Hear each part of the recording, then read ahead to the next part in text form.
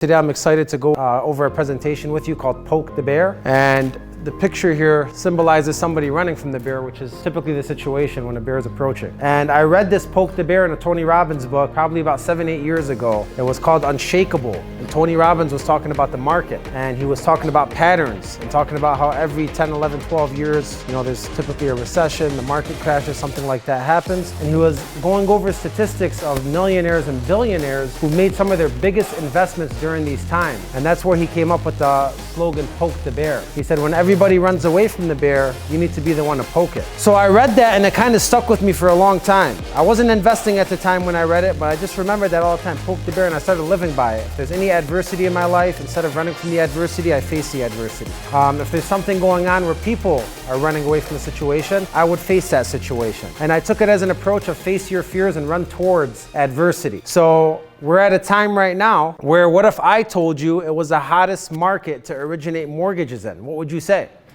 I agree with you. You agree? Yeah, we have some people in the room that just had their best months ever. And they're doing it every single day. And usually the response I get from audiences is, you're crazy. It's not the hottest market, it's the toughest market. And it's really about the perspective and the way you look at things. So as COVID happened, I remembered Poke the Bear in 2020. And the first thing I did was I emptied out my 401k and a bunch of assets, and I built 2 properties in Florida in 2020. And I didn't tell anybody about that. I just remembered something's going on right now in the world. Let me go ahead and make an investment. And it was one of the best investments I ever made. And I still think right now is a time where we need to be poking the bear. And we need to be talking to our clients about poking the bear. And this is something that I mentioned in phone calls, not only to our brokers, but also to our clients, because clients right now are scared. Why are they scared? How would you guys describe the last 3 years since 2020? Amazing. 2020 was amazing, that's for sure. But as far as the world is concerned, outside of mortgages in the market, how would you explain the world to a typical American? Volatile. What else? Unpredictable. Unpredictable. A little bit scary maybe. If you think about it from a psychological aspect, we've had some pretty up things happen to us since 2020. The average American sitting at home, right? Like me and my wife had our baby by ourselves in the hospital in 2020, right? No family was allowed to visit. We left the office at the time. We went home. We never came back for a year and a half. We had to switch to a virtual world. Then you can't leave the house. I'm going to my mom's house. I'm getting sprayed down on the door, right? To bring groceries. People are taking it more serious than others. If you cough when you're out, people look at you like you have a weapon on you, Traveling, all this stuff, weddings. Then people, unfortunately had people pass away in their families from this COVID thing. And a lot of crazy things happen. Stimuli check comes out, and then you go to the malls, and the malls are all crowded, right? You see lines in all the stores. And if you went out downtown Detroit, there was lines at all the clubs and the bars, and people were spending their money, and they started living, right, with these checks that were coming in. And then what happens after that? Inflation, the recession, all the crazy stuff online that happened with people being banned off Twitter, freedom of speech being lost, and then the stimuli check being taken away, unemployment, how about student loan payments popping up on people? A lot of stuff's happened to the average American. The war outside, the presidency. Is there anything that's going to happen this year? There's a lot of conspiracies about things that could happen this year. It's a very scary time for the average American. Like, picture somebody like my parents or my uncles and aunts who are all traditional. They got 3 TVs on with the news, they're playing Candy Crush, and they're smoking Marlboro Reds all day. Like, that's a bad formula. And then they call through 12, their sisters and brothers, and it's just stress to the stress to the stress to the stress. You see the news, what's going on? And then some of us call them and say, hey, you looking to refinance today? And we're trying to write their loans. And then people are upset. We don't understand why they're upset. So the reason why I say that to you is because, number one, we have to understand where people are right now in their lives. People have had a lot of crazy things happen. There's a lot of uncertainty in the world. What do we bring when we do a mortgage for somebody? We bring certainty. It's something I could do for you right now. I don't know if I could do it for you tomorrow. I don't know if I could do it for you in 90 days. I don't even know where the world's going to be in 90 days. I know I could do it right now. And I tell people all the time, if I sold Corvettes and Corvette was discontinued and there was 10 left on my lot and you came to buy a Corvette, do you think I'd sell a Corvette to you? If you told me I want to think about it, you're going to come back next month and there's only 10 Corvettes left in the world, would I sell that Corvette? I'd sell all 10 Corvettes within probably an hour of being open if I have my book of business that I could use. So I tell people right now is the time to sell cash, because I don't want to sell cash when the rates are 2.5, 2.99s, because everybody has cash. The stocks are great and things are going well. And now you're just going over rate and cost and trying to beat the next guy. I want to sell cash where somebody doesn't understand why cash is important. I want to sell bread when there's a shortage of bread outside, not where there's bread everywhere and there's bread trucks coming around like ice cream trucks selling bread. That's not what I want. I want to sell mortgages where half the LOs have dropped out of mortgages. That's when I want to sell them, because I understand the value of cash. I understand the value of certainty. So we have to understand that specifically when we're calling people. Like, I help companies out that do like credit triggers, for example, and they wonder why why clients are upset and frustrated. Like, you have to understand, not only are they getting blown up, these clients, because their credit was pulled, but also they weren't thinking of refinancing. This is all something new to them. They don't know what's going on. So we have to teach them that as it goes. And same thing with my purchase companies that I teach. Like, somebody says, like, I want to wait the market, and people just let them go. It's like, no, you don't want to wait. You want to purchase right now, because if you wait and the rates drop, we have your back. And if the rates go up, you're lucky that you purchased today, but it's a win-win situation to buy right now. There's too much uncertainty in the world to wait to purchase. My name is Acez, for those that don't know me. I've been in sales for about 20 years. I started off in a distribution company in 2005 selling cell phone chargers to gas stations at the time where cell phone chargers were only found in cell phone stores. So if you think it's hard selling over the phone, try selling through bulletproof glass to some of the toughest nationalities out there, including my own. My hot client was if they peeked the door open and they let me behind the counter at the liquor store or the gas station, that's why I knew it's a hot lead. And if they kept me outside to talk to them through bulletproof glass, it was a cold lead. and that journey taught me a lot about sales, because I had to go through the no's to get to the yeses. And we brought a new concept into the gas station business. So the first day I went out, it's because the wireless toy stores that we owned went bankrupt, so we had a bunch of accessories, so we came up with the idea to bring them into the C stores. And when I went out, I got 20 no's in a row, and coming back on my way home defeated, I went to fill gas at one, and I ended up selling it while I was trying to fill gas, not even trying to sell it. The guy just asked me, what do you do? Like, I sell accessories all over the place. I wasn't selling them anywhere, but I said I sell them all over the place. He said, drop me a display. I dropped $1,000 order, and that started the whole business, which turned into 40, 50,000 accounts. We're in Las Vegas hotels now. We're countrywide, worldwide, and we built that over 10 years. So I learned a lot of my sales from that business. Then I came into the mortgage space. Why? Because building that business for 10 years, people on mortgages were making a lot more money than I was, and they weren't putting in the same amount of work, and they weren't dealing with the same amount of stress. So I said, there has to be something here. Sold that business and came to mortgages. Coming into mortgages, I knew nothing about mortgages. I wasn't good with technology. I wasn't good with numbers. I sure wasn't good with guidelines. I failed Texas on purpose. I wanted nothing to do with Texas. Too many coaching opportunities in Texas for me.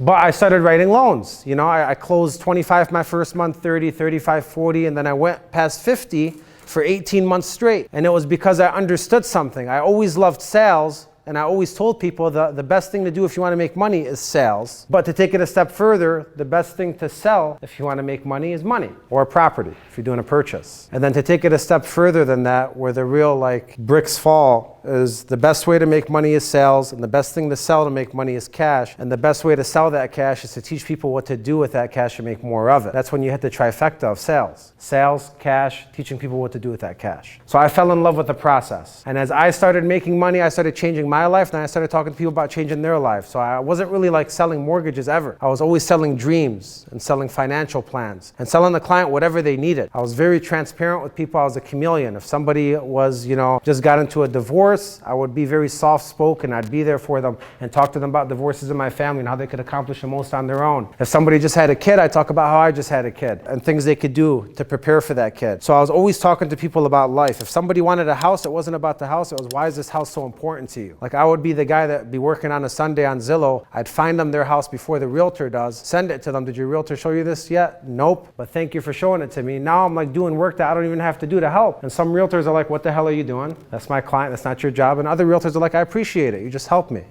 That's one I missed. But I did all these extra things to show up for people. And that really took me a long way. Somebody was about to get fired, wasn't doing well, and they left nursing school to be here. So they put him on my team before his last 30 days. And I turned around his career. And that's really where all this was born. I realized I had a talent of helping people and taking bottom people or struggling people, taking them to the top. And that's what I became known for here. And I did it for years and years and started training and onboarding our people. In 2020, when the broker wave happened, I went into broker shops and did the same thing. Now, the crazy thing is that in the distribution company for the cell phone chargers, the same fundamentals I used there and the same fundamentals I used in retail are the same fundamentals in the broker world. And you could take those same fundamentals to a restaurant. And they'll work because I believe sales is sales regardless of where you go. And leadership is the same exact thing. So we're doing it for broker shops. I have broker shops right now that close between 300 all the way up to 1,100 deals in a month, right? I have some of the top brokers in the United States and some of the top broker shops that I work with. And I built scripting for every single lead flow and emails and texting and follow-up. I give them what they need to be successful, and I tell them drop everything else that's not making them successful. And then I help leaders as well. So the Academy was born, and that's why I'm here today to talk to you, to give you what you need to be successful in this this market and have some of your best months in your history. Philosophy that I have is slot machines and lemons. I'll talk about slot machines first if you're in LO, and then I'll bring it into the leaders as well. I believe when you go to Las Vegas, you see a lot of slot machines everywhere. You know, sometimes it makes me sick how much slot machines I see and how much gambling I see in Vegas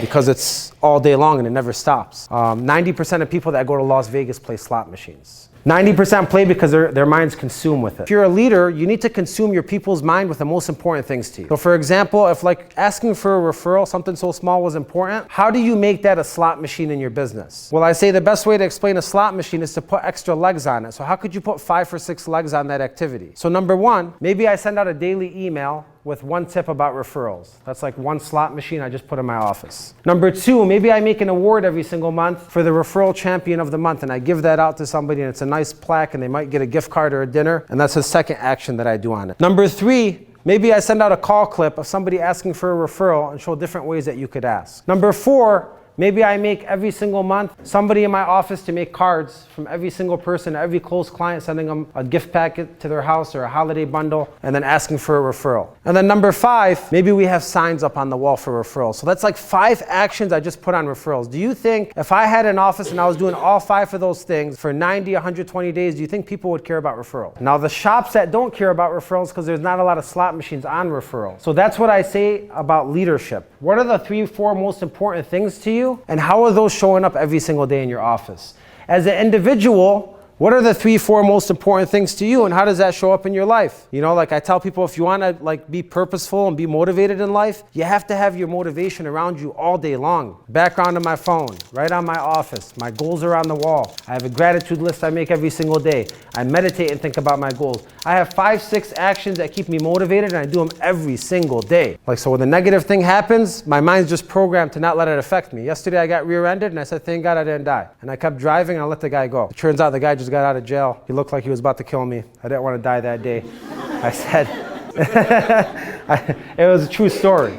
He literally came out and said, I just got out an hour ago. I'm like, I take a picture of your plate. He's like, you don't want to do that? I'm like, you're right, I don't want to do that. Have a great day. And I drove off. And I said, I'll deal with it. Thank God I'm alive, right? I'm always focused on the positives in life. And that's a great example of a slot machine. Now the lemon, squeezing the full juice out of the lemon, I'll use this presentation for you as an example. You could sit here, listen to this whole presentation, think it's great, and you could walk out and do absolutely nothing. That's a dry lemon. Or you could listen to this presentation, write down a few nuggets, and go back and actually incorporate them into your schedule. A lot of people think about doing things. This is a great idea. It's a great idea, but they never do anything about it. And one thing that I'm very good at, and I teach people to do, is execute right away. If you think something's a good idea, put it in your calendar. Block out an hour and do something with it. Because I'd rather you do something with it, not like it, fail, and then waive it instead of not do it at all. Because a lot of people give advice and ask for advice, and they don't end up doing anything because they get thrown in a ton of different directions. You know what I do? I just do it and I learn for myself. And that's the best way to do something. Now, squeezing the lemon, if you're a leader, is really teaching your LO how to really get the value out of something. So I had an LO on my team. I always say ask for emotional benefits. And this guy never asks for emotional benefits. He just wants to sell numbers. So every single time he has a hot client on the line, hey, could you pitch this for me? It's really hot. I'm like, no, man, did you ask for emotional benefits? What are they? I don't know, but I'll get them next time. Okay, I pitch it for him. Next time comes around, the same exact thing happens.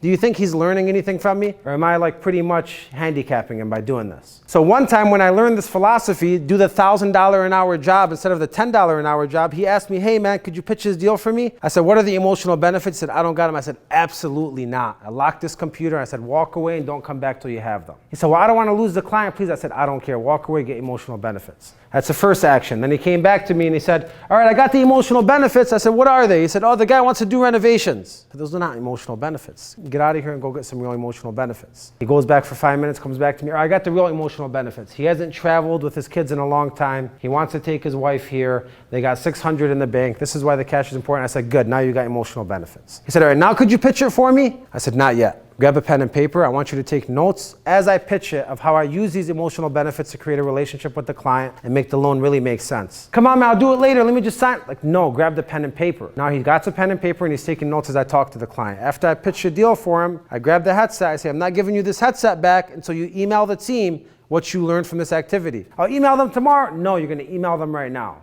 Now he's emailing the whole team what he learned from this, so all my 40 bankers know when you come to me have emotional benefits and what they mean. All right, I emailed it. Am I done yet? No. Now tomorrow morning, you're going to huddle the team and you're going to talk about this with the team. Now you could have your headset. You see the difference between the two actions? One action was a $10 an hour job, just doing the easy work for him. Another action was putting 5, 6 benefits on it. Him getting out of his comfort zone. Him really learning the value of building benefits. The whole team learning from him. Him stepping up as a leader. Squeeze the full juice out of the lemon. If somebody doesn't qualify, I ask for a referral. If somebody's looking to purchase, I ask about the refi. I try to squeeze the most out of every single phone call I have. Everywhere I go, I got business cards on me. Life is about making the most out of every single moment, and that's what this means to me. So those are 2 philosophies that I live by. But even for like realtors or personal branding, like what is your personal brand and what is your introduction to people? I believe every single person in this room should have a separate and different brand. And the brand should be specific to you and nobody else. And I'll give you a great example of this. I have a realtor who last time I spoke here, she signed up for the academy. Then she gets with me, I don't know what my personal brand is. And I'm trying to sell to realtors, I don't really know what I do. I told her, what do you like doing? She says, I like singing. I have a website where I sing. I said, let me see the website. She shows me the website. You know what she's doing now? She's making songs about open houses. And she's sending realtors personal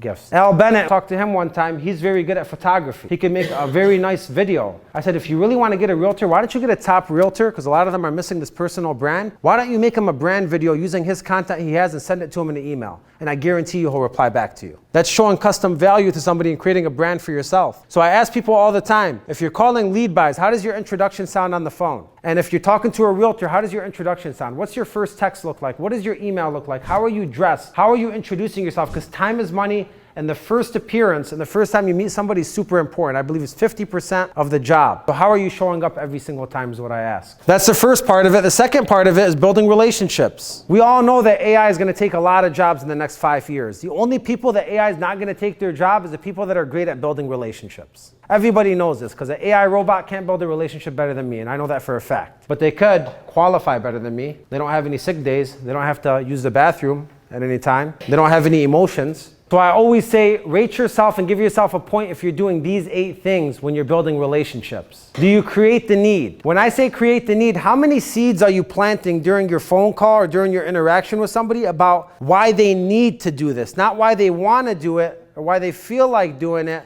but why they need to do it. Perfect example of that, if you're doing a purchase for somebody, how long have they been renting? How long have they been thinking about this? Why is this house important for them? Why is now the time to buy? What's going on with the recession? What's going on with the war outside? What could happen with the presidency? How many seeds like this are you planting during a call to kind of whisper to somebody, now's the time, now's the time, without actually saying now's the time? Because in my phone calls, by the end of it, the client doesn't tell me they want to wait because I've already talked about 6, 7, 8 times why now's the time they need to do this. If it's a refinance, I think about how much do you have in assets? How much would you like to have? How many kids do you have? You know, one time I had a loan. I just originated this loan a couple weeks ago, helping somebody at a shop. The client has a 3.99. He's at 78% LTV. With the closing costs, he's at 80. There's nothing you could do for him. Not a veteran. 80% maxed out. You could take him to a 5.5%, 6%, maybe incidentals, a little bit of PMI, or you can pay off the PMI, whatever you're gonna do. That wasn't the deal though. Before letting him go, I said, how much do you have in assets, Mr. Client? He said, I have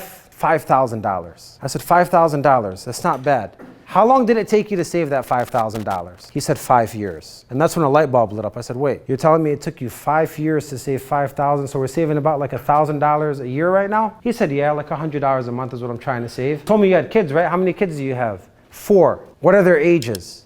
17, 16, 12, and 8. What am I thinking about now? This makes all the sense in the world. This just went from a cold lead to a hot lead. Why? If I had 4 kids and $5,000 in the bank cash with no 401k or anything additional, I need cash. The most important thing to me is not my 3.99 anymore. But you got to show people that. So I started digging deep with them. Said like, that's, you know, those kids are playing sports, right? Yeah. They're going to need phones soon, right? They're going to need cars soon, right? Do we have any funds for them? What's going on? Well, look, I didn't really think I could help you, but here's what I'll tell you, man. What if I told you I could take that $5,000 and in 30 days turn it into $10,000? The client said, where do I sign? Now, what makes me lose sleep at night is there's so many people, and I know nobody in this room is one of these people, that don't ask about assets, for example. There's so many people that don't go deep on kids. There's so many people that are not really trying to discover somebody's life when they're actually talking to somebody and realizing that this loan that you're doing for somebody is for their life. It's to better their life. It's not just about the mortgage. It's about what the mortgage does for somebody in their life. So that's creating the need. Open doors. Anywhere in a phone call, you could open a door and dig deep. You have kids? How many kids? Is that a dog barking? What kind of dog? Just having emotional intelligence and being curious, because a good salesperson should always be curious. Sharing stories and getting stories. I mean, how many stories do you share and how many stories do you get while you're talking to somebody? You ask one question a different way, you get a different answer. You ask another question, you get a different answer. You share a story, you give a joke. Like, that's how my phone calls sound. If you take my phone call and you fast forward 30 seconds, 30 seconds, 30 seconds, you'll think it's a therapy session. And then sometimes you'll think it's a comedy show. And sometimes you'll think that it's just like a friend that I'm talking to. And you'll only see the numbers at the end, because everything else is like strategic in building a relationship. Active listening, like I get crazy about this. I think sales is psychological, so like the way somebody says something matters. If I say like, happy Monday, hopefully you're having a good week so far. My name's Alex, not here to waste any of your time. Just trying to see if we could help you out. And the client says, what do you need? I'm like, damn, they need an FHA loan. They got a low credit score.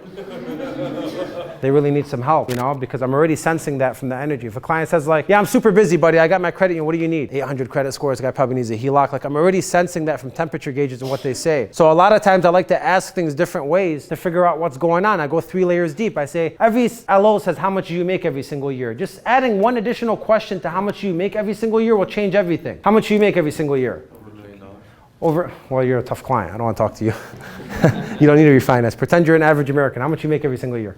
$90,000. $90,000. And how is that for you? I mean, it pays the bills, but I still need money time to time for this and that. I can feel it being tight, especially now with inflation. One additional question, I just got everything I needed. And I could go so deep into that. What do you mean it's a little tight? What's holding you back? And then he's going to tell me that. I'm going to ask another question. And now I'm getting so many stories from asking an additional question. How much do you have in assets? $5,000. How is that for you? One additional question. Well, I wish it could be better. Well, what do you mean by that? Well, it used to be 80,000. 80,000? How did we lose 75,000? And how did we get to 80,000 to begin with? Well, I sold my house 2 years ago and I made 80,000 profit. Beautiful, congratulations. What made you sell your house? And now look, I'm getting so much more. And this is a true story of a client I asked, how much you have in assets and how long did it take you to save it? And I figured out she sold her house. She lost 75,000 because her kids are on drugs and she supports her grandkids. And they're just taking her money and she's on fixed income. And this was a real story. And this lady started off with 6 objections. I wish I brought the call clip for you. She said, I got 299. No, I don't want to talk. It's in a trust. Turned out it's a irrevocable trust. It was fine. We could still do it for her. And we ended up doing an FHA 30-year. But it took 7, 8 objections and layers of uncovering to figure out who she was and what she really needed. She was down to 5,000 out of 80 in 3 years. And these are the kind of things you'll discover when you go 3 layers deep with somebody and you'll uncover emotions. So I ask you, when you're building a relationship with a realtor, how in depth are you getting with them? When you're talking to somebody on the phone, how in depth are you getting with them? How do you build these relationships? Because the best sales are like blind dates. When you go on a blind date, you're curious, you share jokes, you get stories, you share stories. You're trying to figure out everything. You're not talking about seafood if the other person's allergic to seafood. You're not going to talk about sushi for an hour. You're actually being strategic with what you talk about. All right, then I say, look, the days of providing value are over. Today, what's valuable is providing custom value. Knowing what the most important thing is to somebody and customizing your conversation, your brand to what they say. For example, if I talk to somebody and they're a shopper, I send them a shopping brand email. If I talk to somebody and they're a waiter, I send them articles about waiting. My email and my text and everything is different depending on what they like. I have a Tesla. Sometimes the Tesla doesn't drive itself. It wants me to look at it. I think it reads my eyes and it wants my hands to be on it. And I got it so it could drive me around safely with my seatbelt. And it's not working out. Till yesterday, but I got bumped from the back. That wasn't my fault. And it's not working out. Like if you called me and you just taught me a couple cool things about the Tesla, I might do business with you, even if you're more expensive than the next guy. So like people that I talk to on the phone, I end up helping them with something outside of my product or service to actually help them with my product or service. It's crazy. Like talk to a mom who's had a baby that's crying for 3 days and let's say you give her advice on how to stop the baby from crying and it actually works. Do you think that mom is gonna shop you? Talk to somebody who's self-employed. They send me their tax returns. It's not even my job to be their accountant, but I notice something on their tax returns that's off. I call their accountant. I'm fixing their tax returns for them. I haven't even pitched a deal yet. Am I gonna get that deal? So you provide value outside of your product or service to actually find out. How do you bring experience to value to a friendship? How do you bring value to a relationship? How do you bring value to your family? How do you take that same value and bring it on the phones? So how often are you providing custom tailored value, or do you sound like the other 98% of people out there saying the same exact things? We could close you in 45 days, 30 days, 3 weeks, 14 days. We also get very competitive for you, and I'm gonna be available 7 days a week, 24 hours a day. That's what the whole world is saying. Everybody's available 24 hours a day until the loan gets jacked up and processed. Then there's being at the right place at the right time. I think this is very unique, and with like AI and tech, For example, I had a broker that was working with realtors and I'm trying to teach them how to build custom value. And I'm like, look, ask your realtors what the most important thing is to them. This was back in the day. I think that's played out now. A lot of people ask that. But when he asked him that, he told me that, hey, I found out what the most important thing to the broker was. I said, or to the realtor was. I said, what was it? He said, being available 7 days a week. Did I do it? I said, no, you didn't. Go find out why it's important for him to have somebody available 7 days a week, because there's a story behind there. So he goes back and he finds out. He said, all right, I found out why.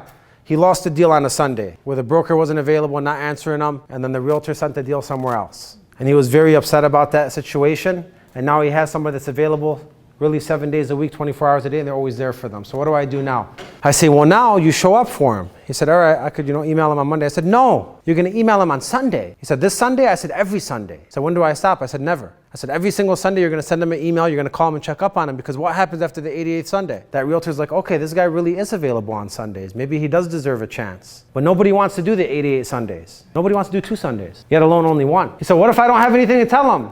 I said, show him a picture of your damn Fruit Loops. Tell him I'm walking with my wife in the woods. Just thought about you today. How's it going?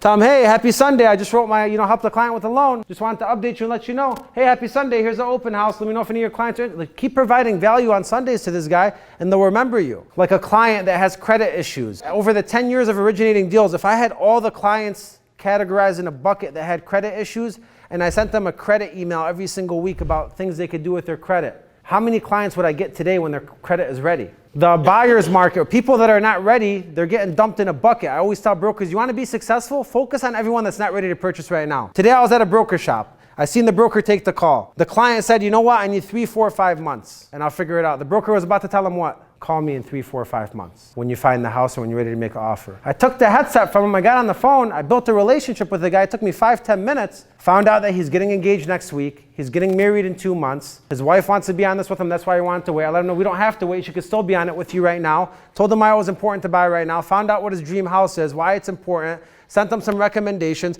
Pulled his credit. Got him a verified approval. And now he'll probably make an offer next week. And then I sent them a text and an email. Then I look around this broker shop, and what do they all do? All right, when you're ready, call me. Hang up. When you're ready, call me. Hang up. When you're ready, call me. Hang up. Like, you got to influence and persuade. That's what you're there for. You're an advisor. You're not like just a mortgage originator. Like, I advise people on what to do. You know how many clients bought real estate because I talked to them about real estate?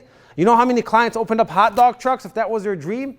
I got a client in Las Vegas that opened 3 hot dog trucks because I asked him, if you had an extra $40,000 in the bank, what would you do with it? I always wanted a hot dog truck. Let's look it up together. How much does a hot dog truck cost? I don't know. I never thought about it. Well, you're about to buy one in 30 days because I'm helping you out with this cash.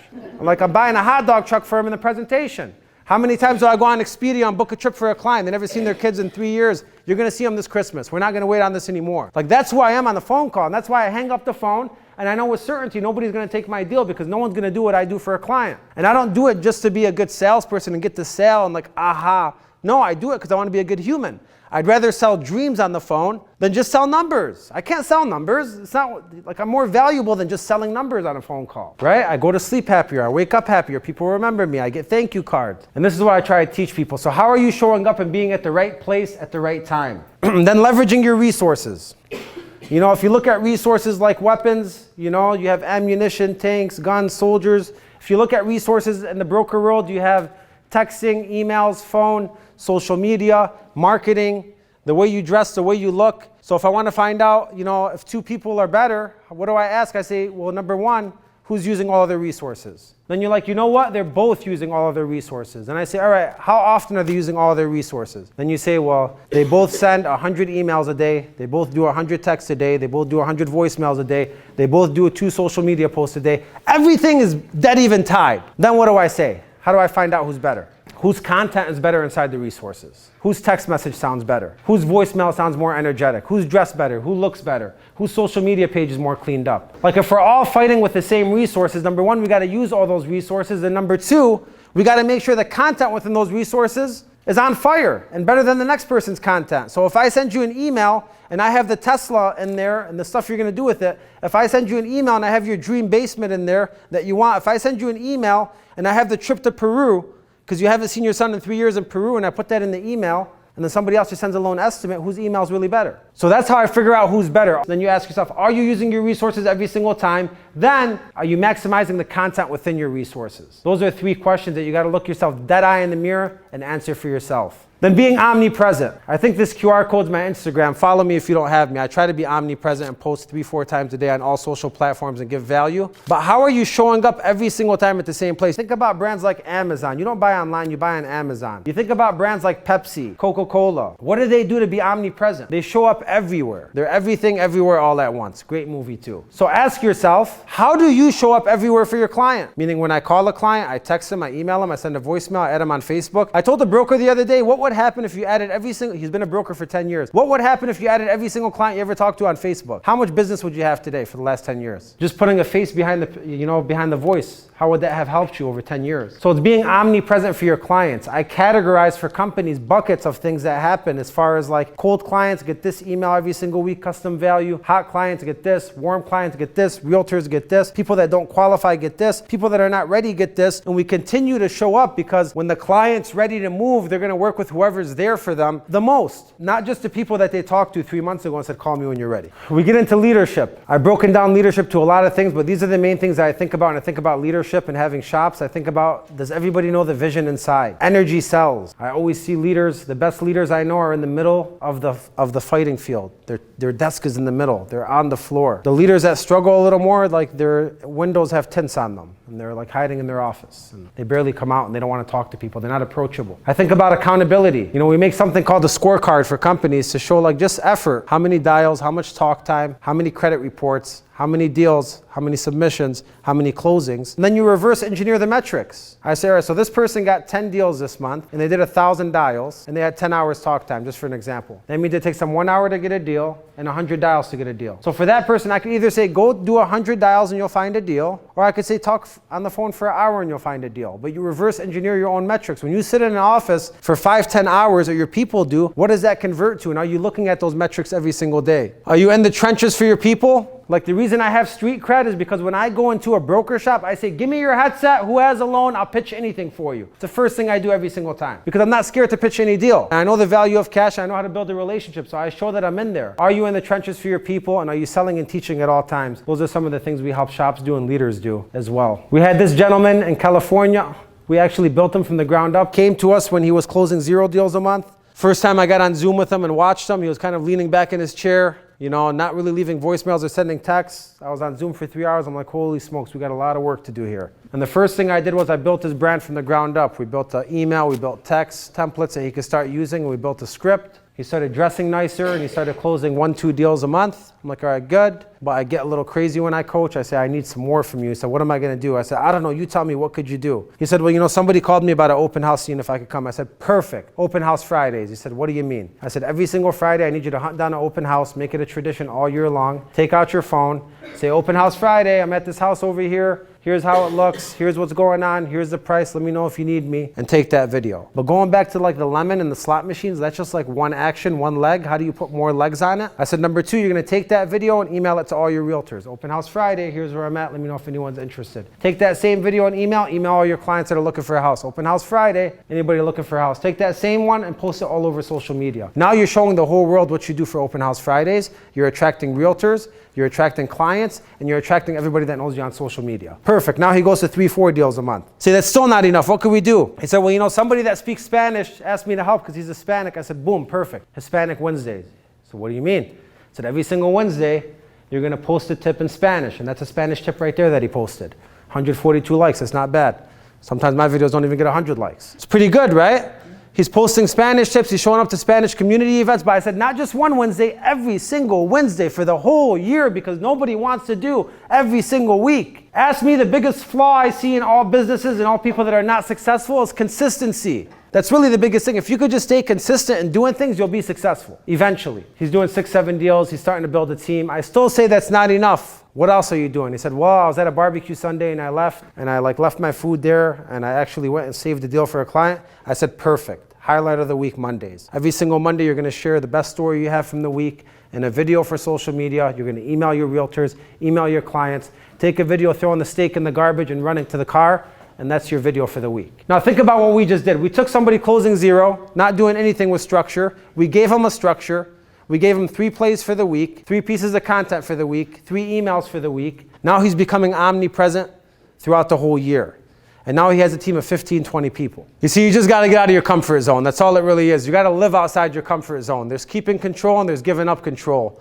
There's living in the routine or there's trusting others. So you could really focus on the bigger picture and not just stay in the small little box that you're in. There's we should do this, we should do this, we should do this, never does it all. And there's changing your routine and doing something. There's a person that says, I know it all, this guy really doesn't know what he's talking about. And there's a person that says, let me listen to this guy and see what I could soak from him. There's a person that does what the crowd does, and there's a person that executes on new ideas. There's people that don't change anything, and there's people that do change something and are always constantly learning. There's people that stay inside, and there's people that come outside. Which side are you on? Anyways, we had a guy that got fully out of his comfort zone, and we took his whole team from 27 fundings to 84 funding. And he worked with me one-on-one, and he took every single piece of feedback and he did it. And he grew a team culture, and he started measuring metrics, and he started doing team outings, and they started doing contests, and we started scripting them, and practicing text, and listening to call clips. And it worked because he was willing to do the work.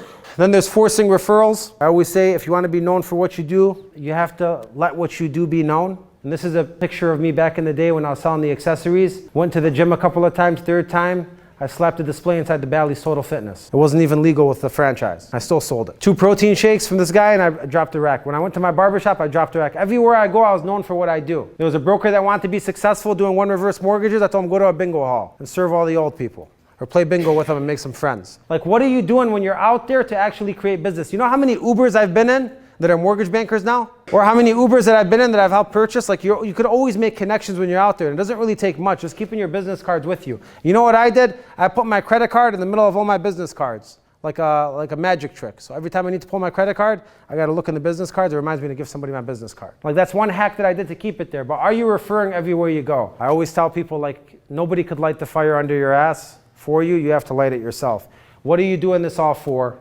Why are you in this chair? Why are you here? Are you looking for something extraordinary in your life? Or are you looking just to keep doing the same thing that you've been doing for the last 10, 20 years? What are you going to change? How are you going to get out of your comfort zone? How are you going to remind yourself of your why and your purpose every single day? Because every single day I remind myself of my why and my purpose. Every single day I remind myself of my goals. Every single day I say I'm grateful for the things that I have. Every single day I do my routine in the morning before starting. And that's what's changed my life for the better. And then I see people that do it one day, wake up late the next day, get negative the third day. Like, it doesn't work like that. You have to build routines for yourself where you force a positive mindset every single day, because this is the way you're programmed. And you got to start programming yourself like that right now. So I really hope you could take some of this information and make some changes. Hey, thanks so much for watching the video. I hope you're enjoying it. If you'd like to see a bunch more content exclusively for you, sales, leadership, mindset, business, growth, click right down here below and hit subscribe for me.